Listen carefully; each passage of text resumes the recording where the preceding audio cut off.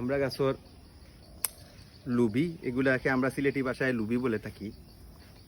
কেউ বরবটি বলে, বা বাংলাদেশের বিভিন্ন জেলায় মানুষ বিভিন্নভাবে এই সবজিটার নাম নেয়, তবে আমরা সিলেটি ভাষায় ওইটাকে লুবি বলে থাকি। দেখেন,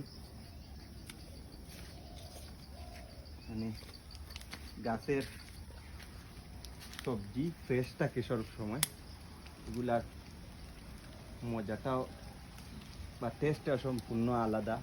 বাজার থেকে যে আমার ভিডিও ম্যান আছেন সারা ভিডিও করা, আর দেখুক আপনারা গাছের লুবি গুনটা কত ফ্রেশ, তা গাছের হুক্কা মাশাআল্লাহ ফ্রেশ ফুরল গাছ থেকে পারিয়া, এগুলো খানি বা টেস্ট এগুলো কীরকম এটা খাওয়ার বাইরে। আমরা গাছের ফুরল দেখুক